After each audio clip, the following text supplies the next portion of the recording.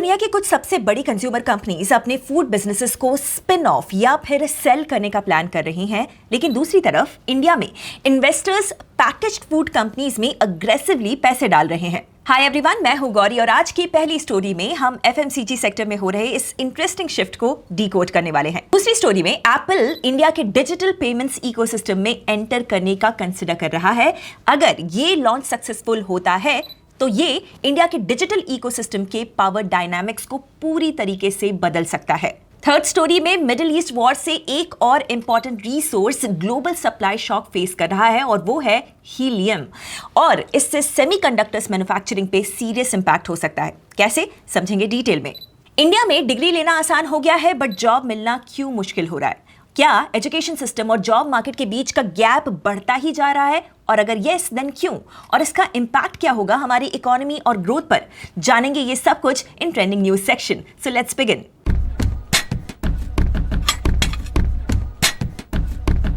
Recently reports के according Unilever अपने food business को स्पिन ऑफ करने का प्लान कर रहा है। इससे पहले कंपनी अपने आइसक्रीम बिजनेस को भी कार्व आउट कर चुकी है।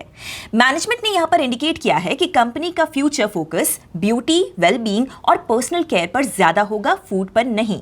और यूनिलीवर ही नहीं, ये पैटर्न ग्लोबल फूड इंडस्ट्री में दिखाई दे रहा है। नेस्ले ने अपने bottled water business spin off कर दिया है और आइसक्रीम बिजनेस को भी सेल करने का प्लान कर रहा है। और क्राफ्ट हाइंस अपने स्लो ग्रोथ ग्रोसरी ब्रांड्स को अलग करने की स्ट्रैटेजी एक्सप्लोर कर रहा है। This is because global packaged food business slow down phase में एंटर कर रहा है। आज से एक डेकेड पहले packaged food companies 15% returns generate कर रही थी, जो अब सिर्फ 2.9% हो गया है, और ईयर ऑन ईयर ग्रोथ और भी ज्यादा स्लो हो गई है। इस स्लो डाउन का रीजन ये है कि कंज्यूमर बिहेवियर ड्रामेटिकली चेंज हो रहा है। कंज्यूमर्स अल्ट्रा प्रोसेस्ड फूड्स को ज्यादा स्क्रूटनाइज कर रहे हैं, यानी कि अब लेबल्स ज्यादा पढ़े जा रहे हैं। लोग इंग्रेडिएंट्स देखते हैं, क्लाइमेट इंपैक्ट देखते हैं, सोर्सिंग भी देखते हैं, और वेट लॉस ड्रग्स भी इस इंडस्ट्री को रीशेप कर रहे हैं। ओजेम्पिक और वेगोवी जैसे ड्रग्स वेस्टर्न मार्केट में कंजम्पशन पैटर्न्स को चेंज कर रहे हैं, जिससे यूजर्स जनरली कम खाना खाते हैं।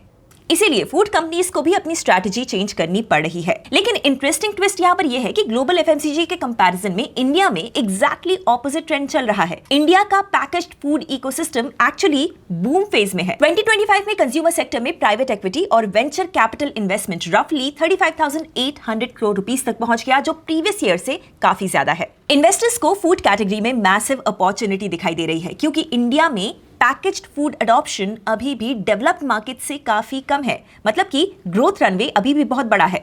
ऑल्सो जैसे जैसे मिडिल क्लास एक्सपैंड हो रहा है, कन्वीनियंस फूड की डिमांड नेचुरली बढ़ रही है। और इंडिया में फूड स्टार्टअप्स एग्रेसिवली नए नीशेस को टारगेट कर रहे हैं। Protein based food, clean label snacks, millet based products, regional flavours. इसीलिए इंडिया का packaged food market 11% CAGR growth के साथ FY29 तक 17 ट्रिलियन रुपीस तक पहुंचने का एस्टिमेट है। तो जहां global FMCG giants food category से थोड़ा कॉशियस हो रहे हैं, इंडिया में पैकेज्ड फूड सेक्टर अभी भी ग्रोथ स्टोरी बना हुआ है। और इस इंडस्ट्री का एक इंटरेस्टिंग पैराडॉक्स है। आप इंडिया में पैकेज्ड फूड मार्केट की ग्रोथ को कैसे देखते हैं? क्या ये वेस्टर्न कंट्रीज को कभी मैच कर पाएगी? सेकंड स्टोरी में रिपोर्ट्स के according Apple, HDFC bank, ICICI bank और एक्सिस बैंक जैसे मेजर इंडियन बैंक्स और वीजा और मास्टर कार्ड जैसे ग्लोबल कार्ड नेटवर्क्स के साथ अपना डिजिटल पेमेंट सर्विस इंडिया में लॉन्च करने के डिस्कशंस में है। इस लॉन्च का टारगेट टाइमलाइन मिड 2026 बताया जा रहा है। अब ये जो स्टोरी है वो एक्चुअली काफी ज्यादा बड़ी है।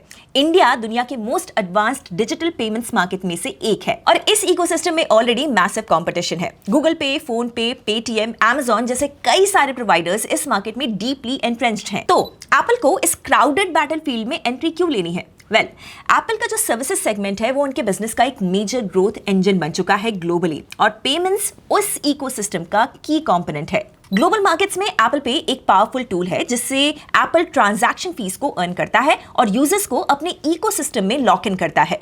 बट इंडिया के ह्यूज स्मार्टफोन मार्केट में एप्पल का मार्केट शेयर अभी भी अराउंड 10% ही है। सो एप्पल का इंडिया प्ले सिर्फ पेमेंट्स नहीं है, एक इकोसिस्टम स्ट्रैटेजी है।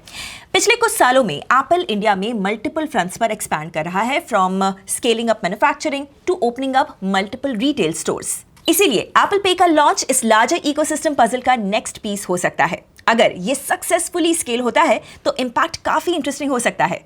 ऐसा इसलिए क्योंकि एप्पल का कंपेटिटिव एज कैशबैक या डिस्काउंट नहीं है, उसका एज हार्डवेयर इंटीग्रेशन है। Apple Pay iPhone, Apple Watch, iPad, Mac ecosystem के साथ डीपली इंटीग्रेटेड होता है। पेमेंट्स फेस आईडी या टच आईडी से ऑथेंटिकेट होते हैं एक्सट्रीमली सीमलेस एक्सपीरियंस के साथ। और इंटरेस्टिंगली इंडिया में रिसेंटली बायोमेट्रिक ऑथेंटिकेशन को डिजिटल पेमेंट्स के लिए रेगुलेटरी अप्रूवल भी मिल गई है। मतलब एप्पल के स्ट्रेंथ्स और इंडिया के रेगुलेशंस अब अलाइन हो रहे हैं। बट फिर भी एप्पल के लिए एक स्ट्रक्चरल लिमिटेशन रहेगी। अगर स्मार्टफोन मार्केट शेयर सिर्फ 10% है तो एप्पल पे का addressable user base naturally limited रहेगा, एटलीस्ट इनिशियली। बट इंडिया के कंपेटिटिव डिजिटल पेमेंट इकोसिस्टम में एप्पल का ऑब्जेक्टिव शायद मास अडॉप्शन है ही नहीं। इनका ऑब्जेक्टिव प्रीमियम यूजर इकोसिस्टम को और डीपन करना हो सकता है। तो अगर एप्पल पे इंडिया में सक्सेसफुल हो जाता है तो एप्पल इंडिया में सिर्फ डिवाइसेस कंपनी से बढ़कर एक fully integrated digital ecosystem player बन सकता है विद प्रीमियम कस्टमर सेगमेंट। और इस सेगमेंट में एप्पल जैसा कंपटीशन डिजिटल पेमेंट्स के इकोसिस्टम को शेक अप कर सकता है। क्या एप्पल पे इंडिया में जी पे और फोन पे जैसे सक्सेस स्टोरी बन सकता है? आपको क्या लगता है? आज की लास्ट स्टोरी में मिडिल ईस्ट वॉर अब हीलियम सप्लाई को भी अफेक्ट कर सकता है, which is a bigger deal than you think. Global helium supply का एक मैसिव चंक मिडिल ईस्ट से आता है, स्पेशली कतर एनर्जी के फैसिलिटी से। नाउ वॉर से पहले कतर दुनिया का 1/3 से ज्यादा हीलियम प्रोड्यूस करता था, लेकिन ईरानियन ड्रोन स्ट्राइक्स ने कतर के रस लफान इंडस्ट्रियल सिटी फैसिलिटी को हिट कर दिया। इस फैसिलिटी में हीलियम एलएनजी प्रोडक्शन का बाय प्रोडक्ट होता है, सो प्लांट ऑपरेशंस हॉल्ट हो गए हैं और एलएनजी के साथ ग्लोबल हीलियम सप्लाई भी सडनली स्क्वीज हो गई है। इसके अलावा मिडिल ईस्ट का स्ट्रीट ऑफ हॉर्मुज का शिपिंग चौक पॉइंट डिसरप्ट होने से हीलियम सप्लाई का 27% तक अभी के लिए ऑफलाइन हो सकता है। अब ये सिर्फ एक इंडस्ट्रियल गैस का इशू नहीं है। हीलियम सप्लाई डिसरप्शन का रिपल इफेक्ट मल्टीपल सेक्टर्स में दिखाई दे सकता है, स्पेसिफिकली मॉडर्न टेक्नोलॉजी की बैकबोन सेमीकंडक्टर्स पर। सेमीकंडक्टर्स एक्चुअली हीलियम पर हेविली डिपेंड करती है। हीलियम सेमीकंडक्टर मैन्युफैक्चरिंग का एक क्रिटिकल इनपुट है। चिप फैक्ट्रीज में हीलियम को यूज किया जाता है कूलिंग के लिए, जहां पर एक्सट्रीमली हाई टेम्परेचर्स जनरेट होते हैं। और फोटोलिथोग्राफी नाम की एक प्रोसेस है, उसमें भी हीलियम एसेंशियल है, जिसमें कि माइक्रोचिप्स के माइक्रोस्कोपिक सर्किट्स प्रिंट निकाले जाते हैं। So without helium advanced chips बनाना सिग्निफिकेंटली डिफिकल्ट हो जाता है। अब रिपोर्ट्स के अकॉर्डिंग सिर्फ एक वीक के अंदर स्पॉट हीलियम प्राइसेस कुछ मार्केट्स में 40% से ज्यादा लेकर 70 to 100% तक स्पाइक कर चुके हैं। इससे ऑब्वियसली सेमीकंडक्टर इंडस्ट्री पे इंपैक्ट हो सकता है।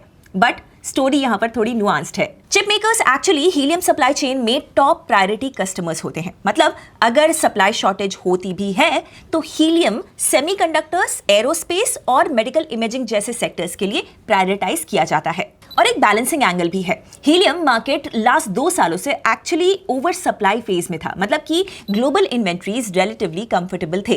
प्राइसिंग में भी helium mostly long term contracts पर सेल होता है। स्पॉट मार्केट का शेयर इसमें काफी स्मॉल होता है। इसीलिए हेडलाइंस में जो प्राइस स्पाइक्स आपको दिखाई दे रहे हैं या दिखेंगे, उनका इमीडिएट इंपैक्ट सब बायर्स पर एक साथ नहीं पड़ता। यस, अगर कॉन्फ्लिक्ट लंबा चलता है तो सप्लायर्स इवेंचुअली कॉन्ट्रैक्ट कस्टमर्स के लिए भी प्राइस रिवीजन नेगोशिएट कर सकते हैं और फिर ये प्राइस इन्फ्लेशन ब्रॉडर मार्केट में भी स्प्रेड हो सकता है। अब बात ट्रेंडिंग न्यूज की। अजीज प्रेमजी यूनिवर्सिटी की state of working India 2026 report के मुताबिक इंडिया में ग्रेजुएट अनएम्प्लॉयमेंट अलार्मिंग लेवल पर बना हुआ है। 15 से 25 एज के ग्रुप में करीब 40% ग्रेजुएट्स अनएम्प्लॉयड हैं और 25 to 29 ग्रुप में भी लगभग 20% जॉबलेस हैं। ये तब हो रहा है जब हायर एजुकेशन एक्सेस काफी इंप्रूव हुआ है और ग्रेजुएट्स भी तेजी से बढ़े हैं इंडिया में। प्रॉब्लम का यहां पर कोर इशू है एजुकेशन और इंडस्ट्री रिक्वायरमेंट्स के बीच में मिसमैच। सिर्फ डिग्री होने से जॉब नहीं मिल रही है क्योंकि प्रैक्टिकल स्किल्स और एम्प्लॉयबिलिटी गैप अभी भी बना हुआ है। रिपोर्ट ये भी दिखाती है कि इंडिया में अनएम्प्लॉयड यूथ का बड़ा हिस्सा ग्रेजुएट्स का ही है, जो स्ट्रक्चरल जॉब क्रिएशन और स्किल अलाइनमेंट की प्रॉब्लम को अच्छी तरीके से हाईलाइट करता है। अगर आप ये समझना चाहते हैं कि ये अनएम्प्लॉयमेंट क्राइसिस मार्केट्स, कंजम्पशन और इंडिया की ग्रोथ स्टोरी को कैसे इंपैक्ट कर सकता है, तो कमेंट्स में लिखिए jobs and I will cover it in our next video. That's all for today. अगर आपको ये स्टोरीज इंटरेस्टिंग लगे हैं तो give us a like, comments में भी बताइए and subscribe Upstox to get daily market updates. See you in our next video. Investment in securities market are subject to market risks. Read all the related documents carefully before investing.